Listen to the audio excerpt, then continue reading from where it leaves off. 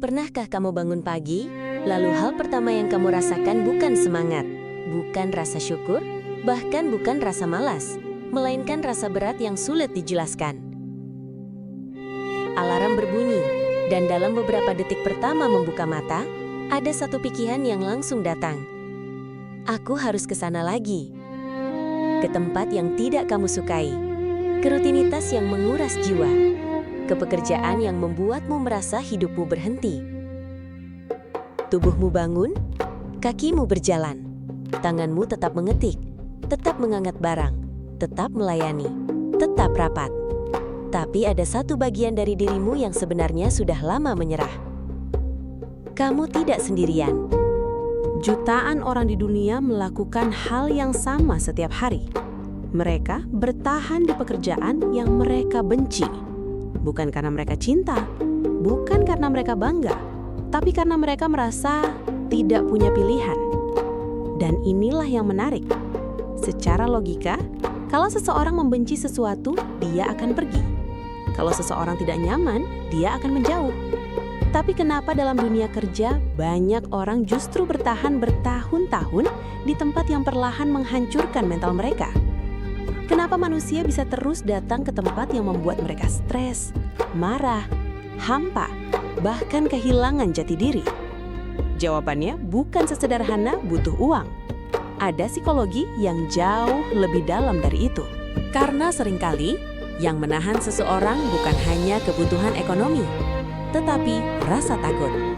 Takut miskin, takut gagal, takut mengecewakan keluarga, takut dianggap tidak bersyukur, takut memulai dari nol.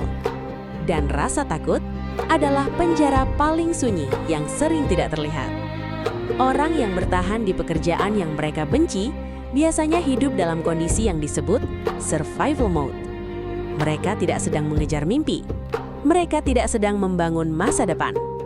Mereka hanya sedang berusaha agar hari ini lewat tanpa masalah. Bangun, kerja, pulang, tidur, ulangi. Hari-hari terasa seperti copy-paste.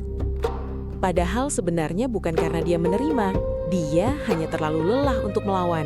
Dan ini bahaya, karena manusia bisa menyesuaikan diri dengan hampir semua rasa sakit, termasuk rasa sakit yang seharusnya tidak normal. Awalnya dia hanya tidak suka pekerjaannya, lalu berubah menjadi sering mengeluh, lalu jadi mudah marah, lalu mulai kehilangan energi. Lalu semua hal kecil terasa menjengkelkan. Lalu pulang kerja tidak ingin bicara dengan siapa-siapa. Lalu bangun pagi terasa seperti hukuman. Dan weekend hanya dipakai untuk memulihkan luka mental. Dan tanpa sadar, dia tidak sedang hidup. Dia hanya sedang memulihkan diri agar bisa kembali terluka hari Senin. Inilah siklus psikologis pekerja yang terjebak. Mereka hidup untuk sembuh dari pekerjaan, bukan hidup untuk menikmati kehidupan. Lebih tragis lagi, banyak dari mereka mulai kehilangan identitas. Dulu, mereka punya mimpi, punya hal yang membuat mata mereka menyala, punya rasa penasaran pada masa depan. Tapi, setelah terlalu lama berada di pekerjaan yang mereka benci, mereka berubah menjadi mesin fungsi. Semua keputusan hanya dihitung dari tagihan. Semua keberanian dibunuh oleh ketakutan finansial. Semua impian ditunda dengan kalimat, nanti kalau keadaan sudah aman. Masalahnya, keadaan aman itu sering tidak pernah datang. Karena kebutuhan selalu bertambah, tanggung jawab selalu bertambah. Usia terus berjalan, dan tanpa sadar, tahun demi tahun hilang. Sampai suatu hari, seseorang bercermin dan bertanya, kapan terakhir kali aku merasa benar-benar hidup? Ada luka psikologis lain yang jarang dibahas, yaitu self-betrayal, pengkhianatan terhadap diri sendiri. Setiap hari, dia memaksa dirinya melakukan hal yang dia benci. Setiap hari, dia mengabaikan suara hatinya sendiri. Setiap hari, dia berkata, bertahan saja. Sekali dua kali mungkin tidak terasa, tapi jika dilakukan selama bertahun-tahun, muncul konflik batin yang sangat berat. Karena di dalam dirinya ada dua orang, satu yang ingin keluar dan satu yang terus memaksa bertahan. Perang ini tidak terlihat oleh orang lain, namun menguras energi mental luar biasa. Itulah kenapa banyak pekerja merasa capek bahkan saat pekerjaannya tidak terlalu fisik, karena yang lelah bukan tubuhnya. Yang lelah adalah pikirannya yang terus bernegosiasi dengan penderitaan. Setiap pagi, dia harus meyakinkan dirinya untuk berangkat. Setiap jam, dia harus menahan emosi. Setiap hari, dia harus pura-pura baik-baik saja. Itu melelahkan, sangat melelahkan. Dan seringkali masyarakat tidak membantu. Karena ketika seseorang mengeluh soal pekerjaannya, jawaban yang dia dapat biasanya, masih mending punya kerjaan. Banyak yang nganggur. Jangan manja.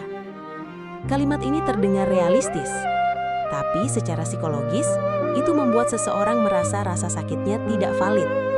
Akhirnya dia memilih diam, dia tersenyum, dia bercanda, dia posting story seolah normal. Padahal dalam hati dia sedang menunggu sesuatu. Entah kesempatan, entah keberanian, atau entah kapan dirinya benar-benar tidak sanggup lagi.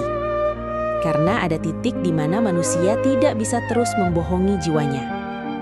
Tubuh bisa dipaksa, tapi jiwa yang terlalu lama tertekan akan mencari cara bicara. Kadang lewat burnout, kadang lewat anxiety, kadang lewat insomnia, kadang lewat ledakan emosi, kadang lewat rasa hampa yang sulit dijelaskan.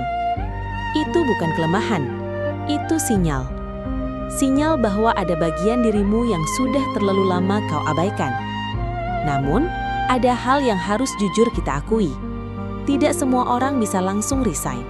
Tidak semua orang punya privilege untuk pindah. Tidak semua orang punya tabungan untuk memulai ulang. Jadi, ini bukan narasi naif tentang kalau benci ya keluar. Tidak sesederhana itu.